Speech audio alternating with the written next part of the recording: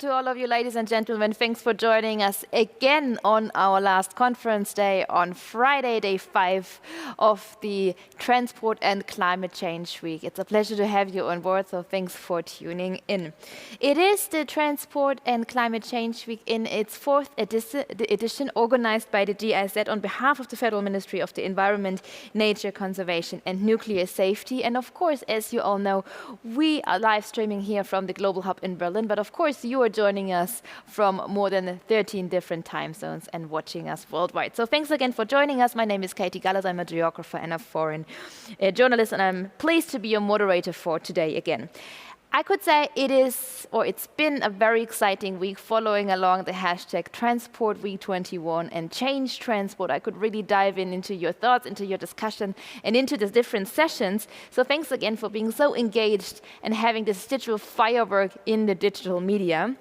It is really a platform to gather and to network. Please be continuously engaged on our platform. Use the chat for your thoughts. Use the wall of ideas. Of course, also use the matchmaking area, because this is really the place where you can network with the like-minded souls that also burn and have this passion, this drive for transport and climate change. And of course, also the virtual fair where you can gather for getting more information about all the organizing partners and to reach them directly by exchanging your business cards and maybe, setting up a calendar note to actually continue the deep dive and the debate. Thanks again for joining us, and of course, thanks for posting on LinkedIn, on Twitter, and all the digital media, as I just mentioned. Hashtag of the day, of course, today is also Transport Week 21 and Change Transport.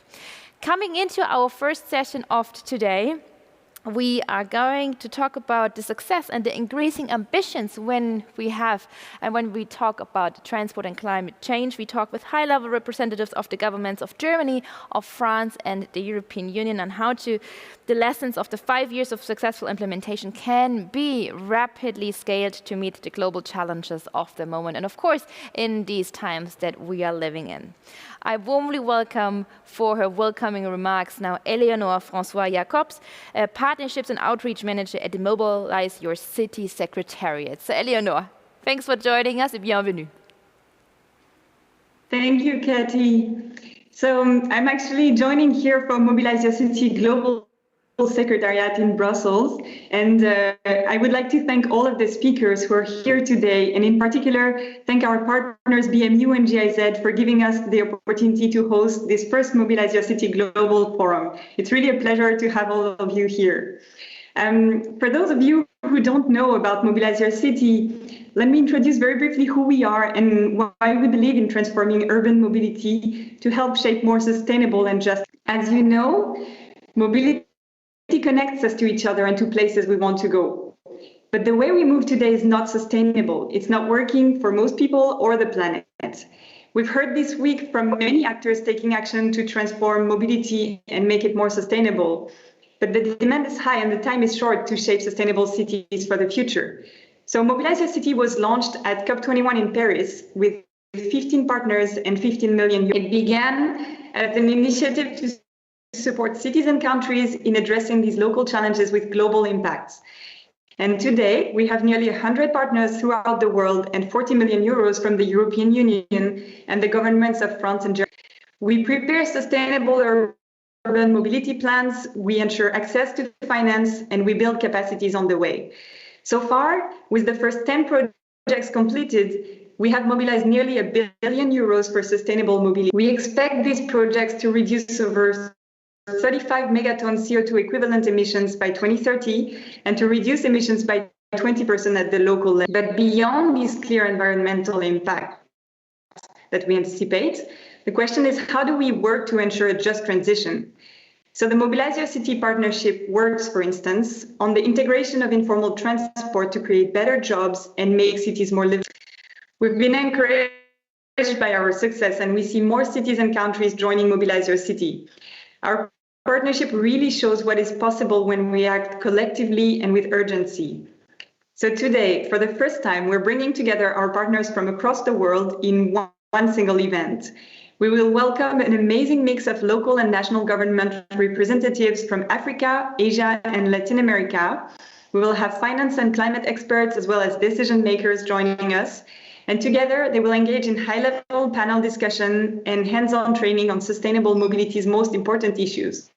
We will talk about digitalization, access to finance, vertical integration, or the integration of parts. I hope you enjoy this exciting program we have prepared and that you find here some answers to the challenges you might be facing on the way to sustainable mobility. Again, thank you all for joining this global forum. I will now leave the floor to our partners who can best talk about what they're doing to transform mobility. Back to you, Katie. Thank you, Eleonore. Thank you, and greetings to Brussels. Thanks for joining us, for your welcome remarks and for this outlook of today. Ladies and gentlemen, I would like to start with a short introduction of our panel guests now. I do have in the studio, and I'm very pleased because, of course, in these times, it is not a common thing. We debate a lot digitally and virtually, but nevertheless, some studio guests are allowed to come into with highly hygiene regulations. So with me is Norbert Gorißen. A warm welcome to you, head of the International Policy Directorate at the Federal Environment Ministry. And up to 2018, Mr. Gorißen was responsible for developing the International Climate Initiative with more than 500 ongoing projects in over 18 developing countries. So Norbert Gorißen, a warm welcome to you. Thanks for joining us this morning for the Climate and Transport Change Week. Transport and Climate Change Week. Next to me and in the middle of us, Vera Scholz. A warm welcome to you. Good morning, Vera Scholz, Head of Division Climate Change, Environment and Infrastructure within the GIZ. And Vera's areas of expertise are climate change, management of natural resources and infrastructure. Glad to have you on board for this discussion. And digitally, a warm welcome to Paolo Ciccarelli. He is specialized in development cooperation in both the private and also the public sector. He has lived and worked in Somalia, Nigeria, Uganda, and Zambia, just to name a few, and he's the head of Unit F4, Sustainable Transport and Urban Development at the European Commission. So thanks for joining us, and a warm welcome also to you, Paolo. And last but not least, Lise Breuil, Head of Transport and Mobility Division at the Agence, Française, Développement. This division really supports and finances development projects focusing on urban mobility, national connectivity and participation in international trade. So Lise Breuil, bienvenue and merci for joining us today, this morning. Thank you. I hope you can understand us well. Thanks for joining us again. So I'd like to start with a first round of small opening remarks, and I'd like to start with you, Mr. Gorißen, from the ministry, coming from the Ministry of Environment, which has been supporting the MobiliseYourCity now for 5 years now and still continuing. You also, of course, supported this conference week, so of course, a big thanks to you also. Could you tell us why, again, from your perspective with your framework, why urban mobility is important when we talk about climate and the climate perspective? So how to connect the dots? Thank you, Katie, and thanks for inviting me, and thanks for the organizers for creating this big event. Very happy to be here. I would like to start really with the global perspective. So what we are discussing now is the climate crisis, which which most of us, I guess, know about a lot and feeling already with the changes of our weather patterns every day, with increasing catastrophes, droughts and heat waves and storms, and that's increasing all over the world. And so it has become very clear, meanwhile, that we have to limit temperature increase up to not more than 1.5 degrees. That is a new benchmark, which is already agreed by G7 leaders only 2 weeks ago. And in order to get there, which is much more ambitious than what we have agreed initially in Paris, we need to act now, and the coming decade is absolutely decisive, because the aim is to be at net zero by 2050.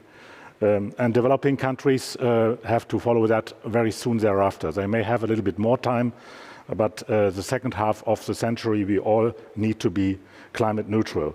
What we did in Germany is very exciting exactly these days, because after groundbreaking decision of our Constitutional Court, our climate bill was amended, and it was already adopted last night by the first chamber, and today it will be adopted by the second chamber, and then it's binding.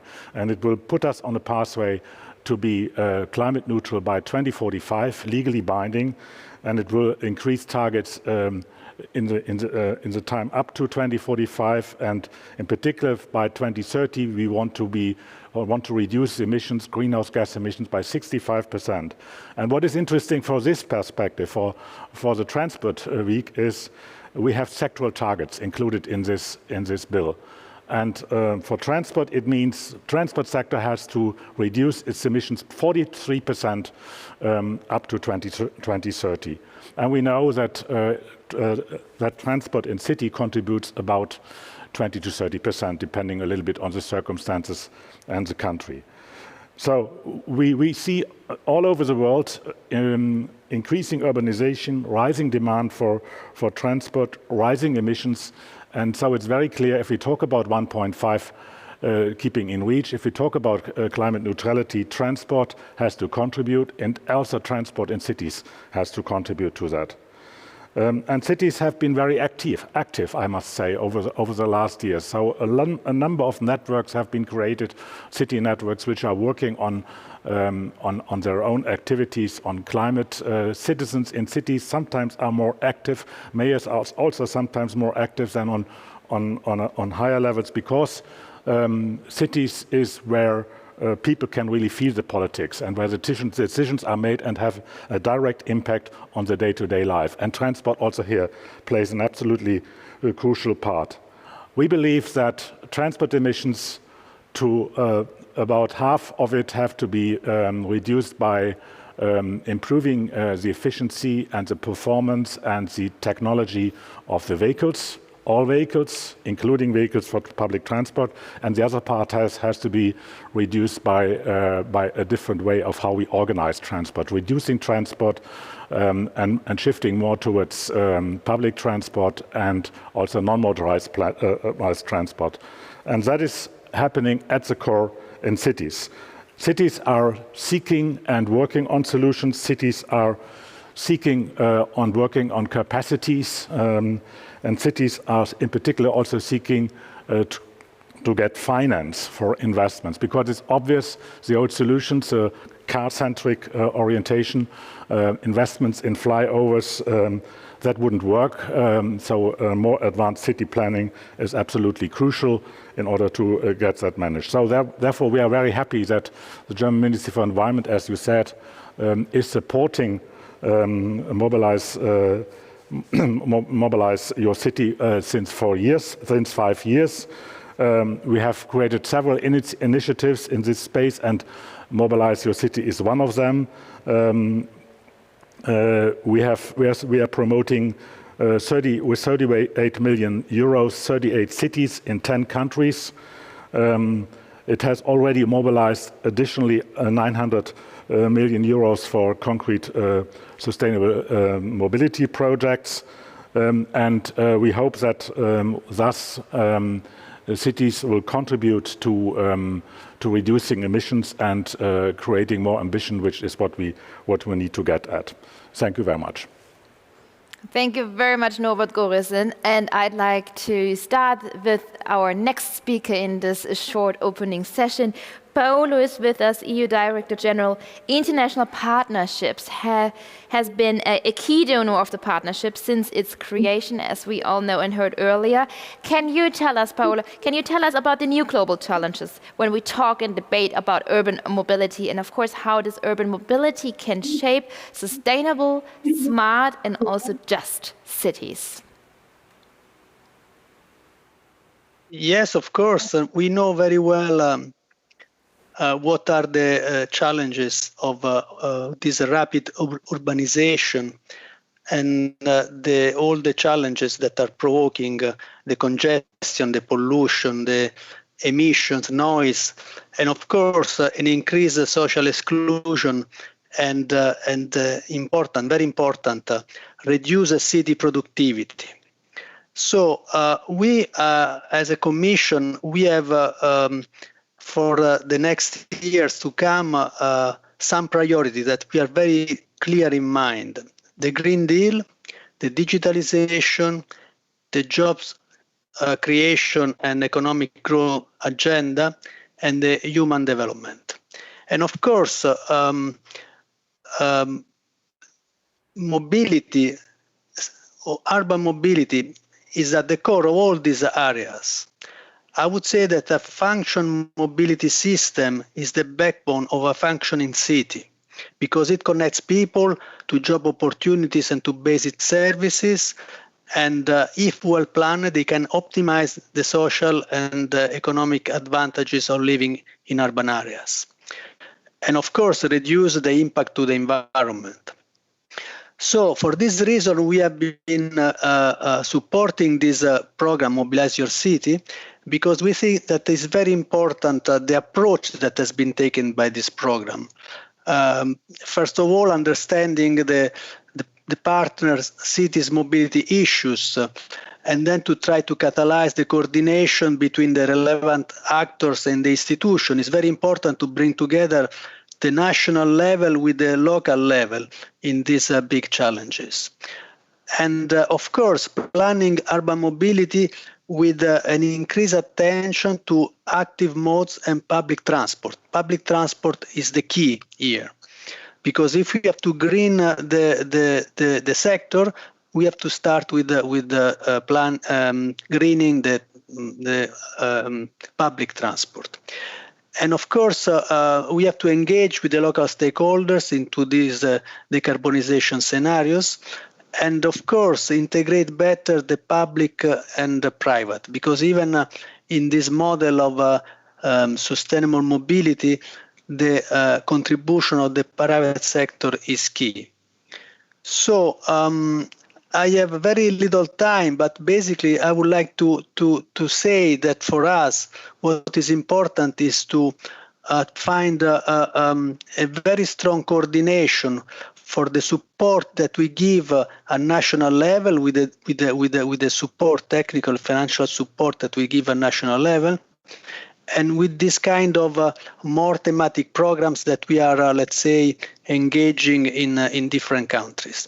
And the other things is that we have to combine not only these efforts that we do at national level with this thematic initiative like Mobilize Your Cities, but the most important thing is to link this to effective finance.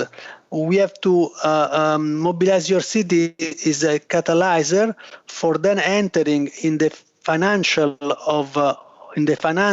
of big sustainable mobility schemes that we do through our innovative models, financing models, like, for example, blending grants with loans, having guarantees that can support PPPs. So there are all these elements that come to play and need a very strong coordination.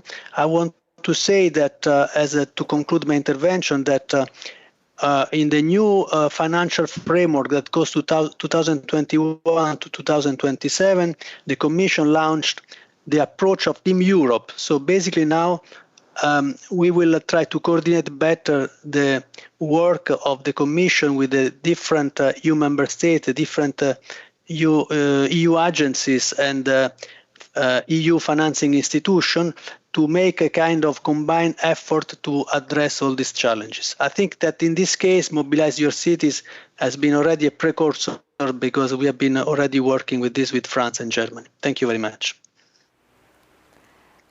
Thank you, Paolo Ciccarelli. Thank you. And now coming to Lise Breuil, we listened and we've heard, of course, now a lot about challenges. So, Lise, the Agence Française de Développement, of course, is both donor and key implementing partner of Mobilize Your City.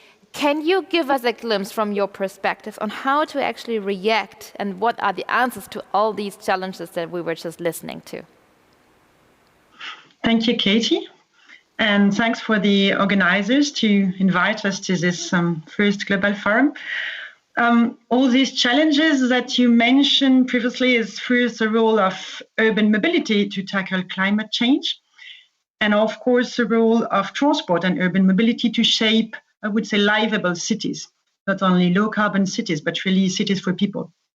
And as Paolo just reminded, this requires the right coalitions of local and national interests to create the adequate framework for planning and for financing.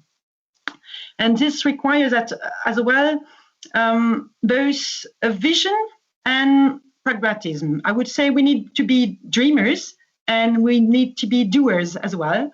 The vision should be people-centered, should be elaborated in a participative way to define the kind of city we want to live in. And then when it comes to implementation, we have to be pragmatic, see how we can combine big infrastructure, quick wins for the benefits of a mobility system. It's really a system. And when I see what we have achieved since the beginning of these partnerships, I can measure how long way we have come together. And what I would like to say today is that we have first results, just as Eleonore reminded in the beginning, concerning leverage financing and projects that are starting implementation following the partnership first planning. But the partnership has recently adopted a new strategy which precisely addresses such requirement. The idea is to continue the mainstream of activity on mobility planning that was the first pillar and the core of the partnership. And this helps developing this vision and prepare infrastructure projects like BRTs, like bus restructuration, like mass transit.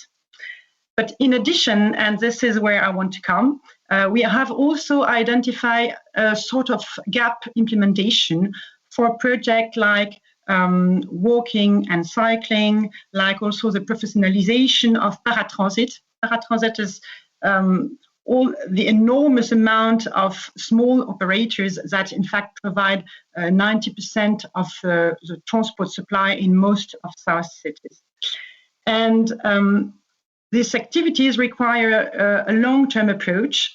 I would say that it is too small for our usual loans as financial institutions, but it is crucial for the success of any initiative on urban mobility.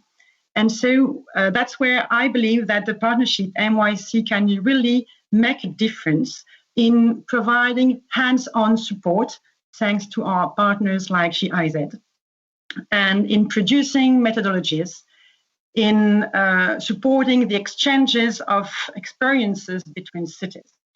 And as a financial institution, AFD is very proud to support the partnership and very happy to see how this implementation can be filled.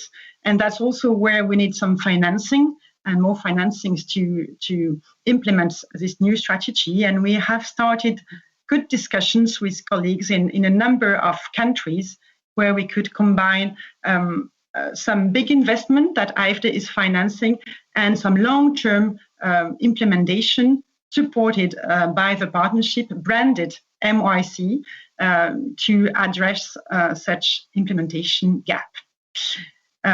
So thanks a lot.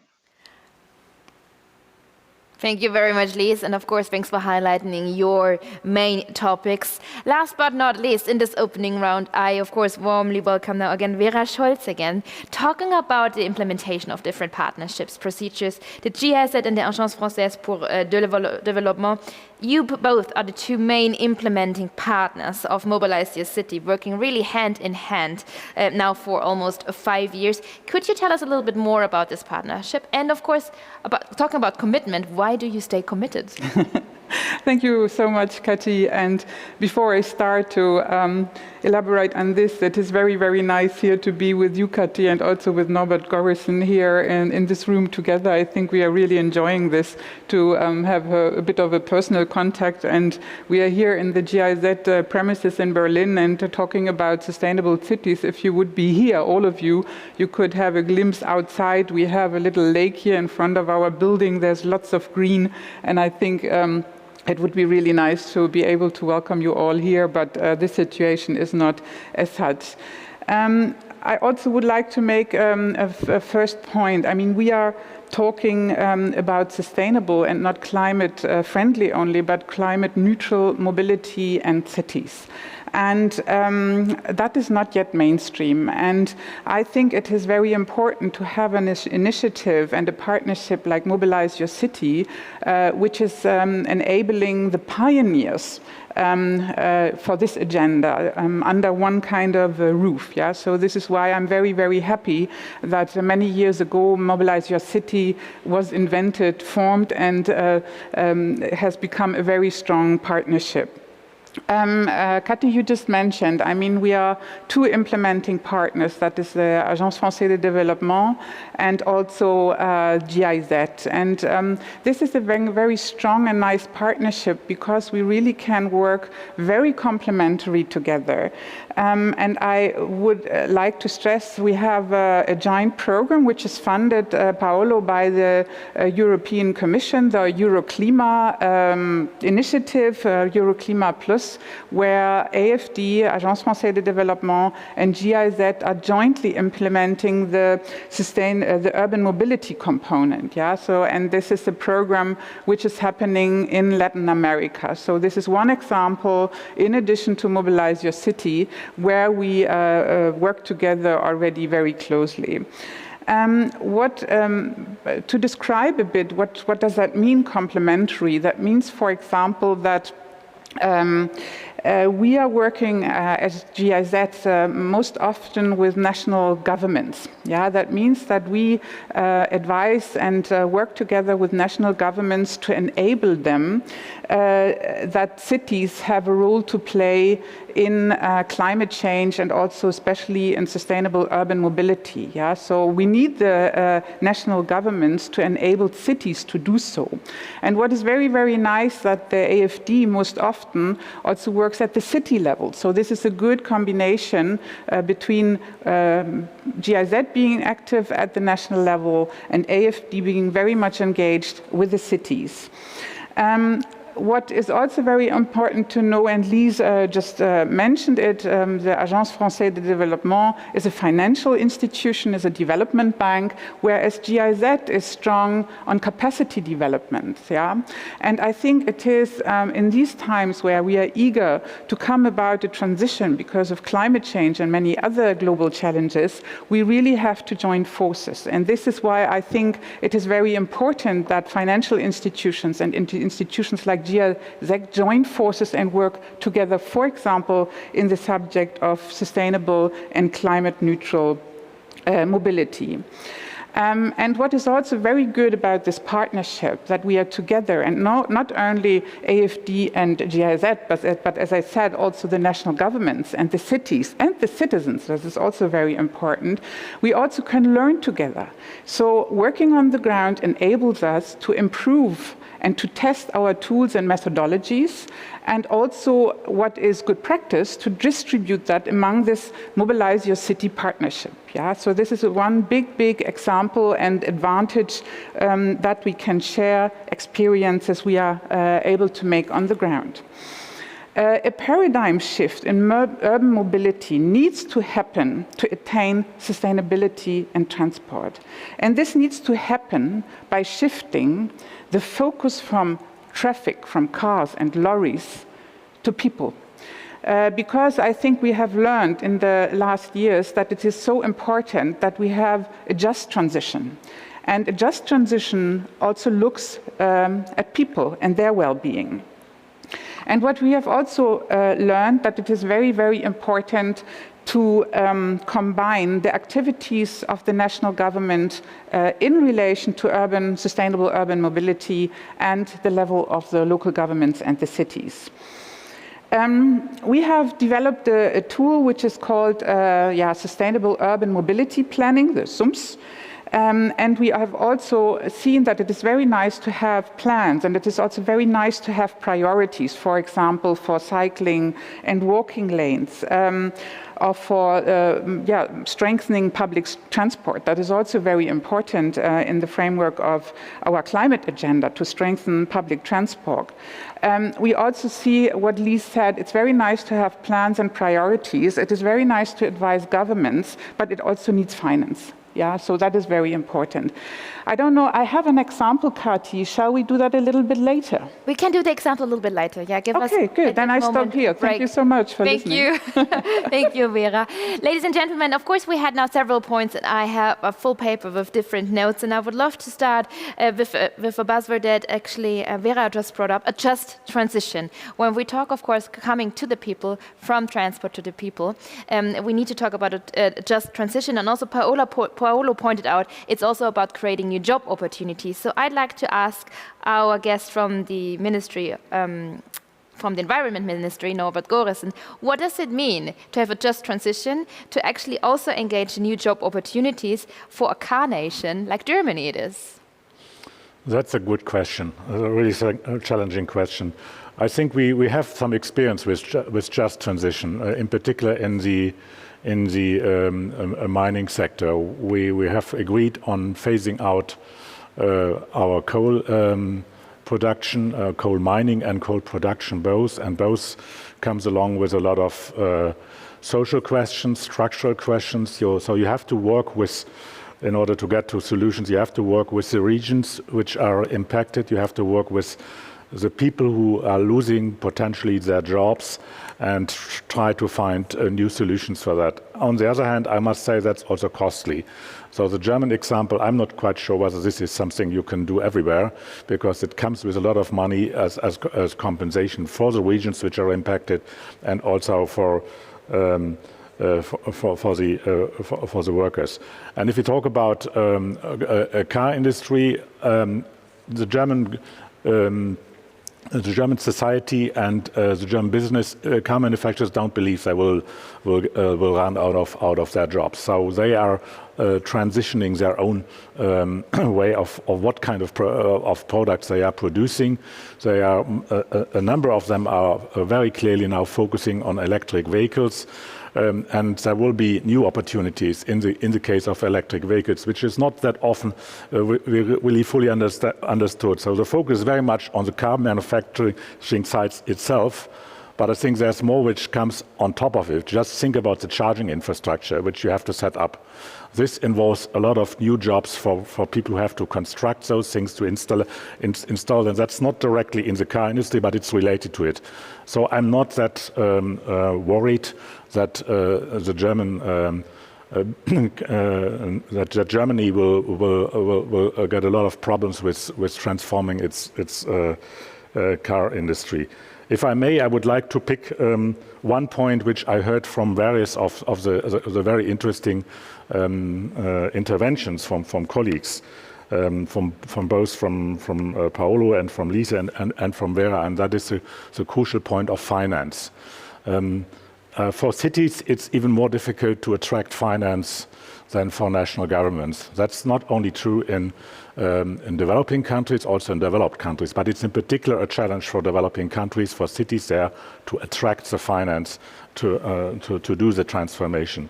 And so therefore a focus on how to direct the finance towards the cities is absolutely key. What we have done over the last years, we have set up a fund, a special Cities Climate Gap Fund, which is based in two major development finance institutions, the World Bank and the European Investment Banks, and it's now open for access. So cities can apply there, and they can get little funding, which helps them in particular to prepare for the bigger projects.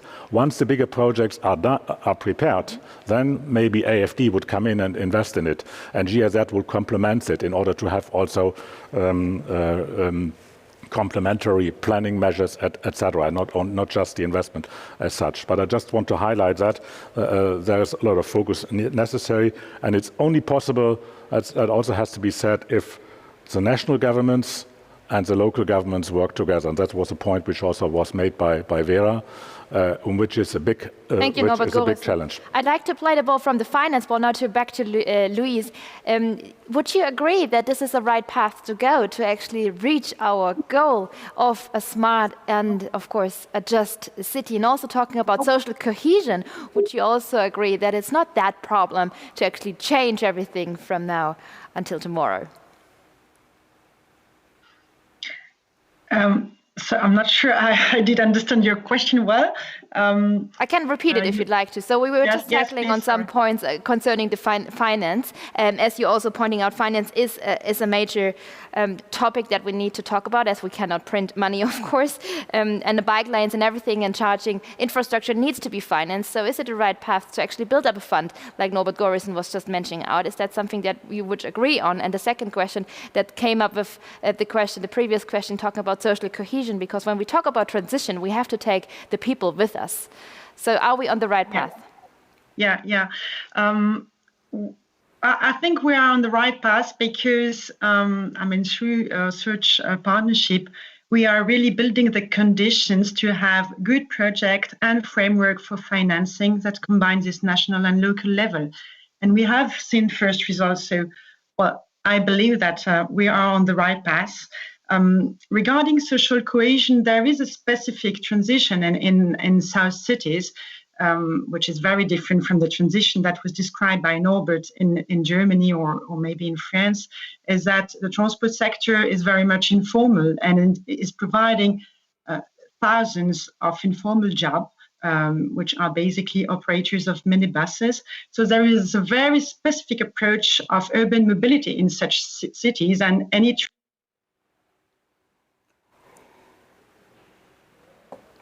as the main objective, not only to improve mobility, but also to improve jobs, to improve road safety, to improve air quality, and again, to have a system that is coherent and livable. Does that answer your question? Thank you very much. Yeah, Paolo, I just come back to you now, talking also about finance. So, what would be your priority when we talk about and debate about a successful finance of course, the change that we are all aiming for? But of course, finance is the key topic because what we have to do is to put together planning. Social dialogue, political dialogue, good practices, but then finance is the important element to implement what we are planning. The Commission has a massive amounts of funds that has been set aside in what we call the European Sustainable Development Fund. We call SF this plus, because we are giving a lot of weight on the guarantee tool. These guarantees will be used in the next 7 years to make sure that we are de-risking the development intervention. We know very well that the budget we have in the public administration, in the donors, this is not enough to fill the gap of the lack of infrastructure and all other interventions that are needed. So we have to get funds from the private sector. And this is only possible, especially in some countries. I have in mind Sub-Saharan Africa, for example. Getting private sector investing there is only possible if we de-risk the operations. There are very complex, let's say, financial packages that we put together with private public partnerships, and these are only possible if there is a strong de-risking factor from the European Commission. So in our guarantee scheme, we have also a specific window for cities, and there we can really help private sector to contribute to the financing of city infrastructure and especially on mobility system. We have already some examples and we are working on it, and not only through Mobilize Your City, but also, of course, with other programs. And I think that putting together, I would say, the logic and the planning of Mobilize Your City with the possibility to invest in urban mobility infrastructure and services, this will be key to solve at least partly some of the problems. Thank you, Paolo, also for pointing out, of course, the importance of public and private investment. Vera, I'd just like to come back to you, because of course we were also talking about the different stakeholders that we need to discuss with, and you also mentioned the level of the citizens. So maybe you could give us the example and you dive into that, how important that is and where we are on that road towards Beyond Tomorrow. So where are we when we talk about participation? Yeah, thank you so much, Kathi, for this question, because it is very important. We have been working together with AFD in the city of Santo Domingo in the Dominican Republic, and there it was very important, first of all, to develop a vision for sustainable mobility, in the city of Santo Domingo. And it was very, very important already at the stage of the vision to include the voice of the citizens and different stakeholders and different groups, also low-income groups. And Lise already mentioned, for example, this resulted not only in the vision, but also then it resulted in the fact that we could jointly identify certain measures we wanted to implement. And one is, for example, about the informal transport system, which is so important for many, many people in developing countries and emerging economies. And this is what I think it is a good example when I said, as I said before, we have to shift the focus from the traffic to the people. And this is again, for me, one symbol and how to realize this kind of just transition. It's not easy. You have to discuss with people. You have to involve the different stakeholders. This costs a bit of energy and time, but I think it pays out. And we have been identifying many, many measures which are now also partly already financed. We said it is so important to have finance, and this is it is fostering the public transport system, but also cycling and walking, because there also needs to be space for people who cannot buy a car, but who have to walk and who have to cycle maybe, and that was very encouraging. And to just give you a glimpse from this experience, how will Santo Domingo look like in the year 2030? I mean, compared to 2018, the city will have to reduce its greenhouse gas emissions by 20%. It will have provided access to public transport to about 33% of the population. In 2018, it was only 10%. And it will have increased the modal share of public transport from 36 in 2018 to 44 in 2030. So this is just one example which is very encouraging, I think. Thank you. Thank you, Vera. Norbert Gorißen, when we talk about, and you just mentioned the climate protection law that came yesterday into German's parliament, net zero emissions now by 2045. So the whole process is, of course, now speeded up. And of course, there are different changing numerous laws and ordinances. So Norbert Gorißen, how would you see Berlin now changing? What would you like to see in a glimpse of the next upcoming 15 years? I know that, thank you for the question. I know that the city government of Berlin also has quite ambitious plans with respect to energy and climate. You should ask the officials here directly. I'm sure they will provide you with all the details. I know that transport will play a crucial part. I know there is a big activity on electrifying the bus fleet here in Berlin. There's also mobility law, it is called, which gives special rights also for bikes and walking, and that has to be now implemented by the district government. So it's also binding, and there's a clear vision. And I'm quite sure, and I hope that Berlin can set an example here. But it's not only Berlin. In Germany, we have more cities which are on a similar way, and they're working together in city associations like C40, Cities 40, or the Government of Mayors, and I said it in the beginning, those kind of networks are promoting climate action in cities, and promoting climate action in cities always means that a central part of the activity is about transport and mobility, and then we are what we are discussing right now. Is this the message also to the listeners of Mobilize Your City that you like to share on that last round now, or what would you like to share with the listeners from Mobilize Your City? And of course, with what? With listeners? For Yeah, the I think that's what my advice would be. Listening to this conversation and listening here, it would be there's opportunities to strengthening even more than it's already existing the work of city networks working on climate, and the transport community working in cities, which is here. So it would not be useful to organize these as two silos. I'm sure it's not really the case, but I think even strengthen it more would benefit a lot. And then we need also a better cooperation between cities and national governments. They need to support. I take that to Paolo. Paolo, what is your message, your final message in that round? What are your highest priorities? I would repeat something that I said maybe very quickly before. A functioning mobility system is the backbone of a functioning cities. You know, in some countries, especially in our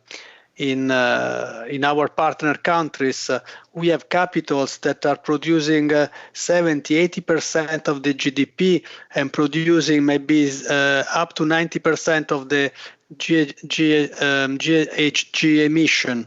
So where all the jobs are created, where most of the social exclusion and inequalities are, we are now the poor, the urban poor. So the message is that we have to concentrate our work in cities. Urban development, urban planning is crucial.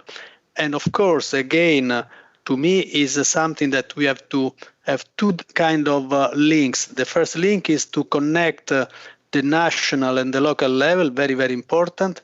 And the second, we have to connect the reform and the strategies to the implementation modality. Thank you, Paolo. Make a dodge here because, of course, I don't want to forget Lise. So for the last round, please be concrete. What's your highest priority? Well, I like very much the message of Norbert and Paolo. If I should add something, this is a word, SDGs. I would say that transport and urban mobility is very keen to achieve a lot of SDGs, not only 11, which is sustainable cities, but also access to education, access to health, access to jobs, and of course also transverse issues like gender and climate. Absolutely. So merci. Merci, Lise. Merci for joining us. Last but not least, Vera. Thank you so much. My message would be, don't think that the task is too big. Yeah, and it is useless to start it because there are so many challenges. I mean, this is also the experience in Germany. I mean, we started also with, for example, bicycle lanes, yeah? And now we have a discussion in many, many cities in Germany about sustainable mobility and sustainable cities and climate neutral cities. So just get together and start. Get together and start. And that's exactly what we're doing. Thanks, everybody involved here for this panel discussion.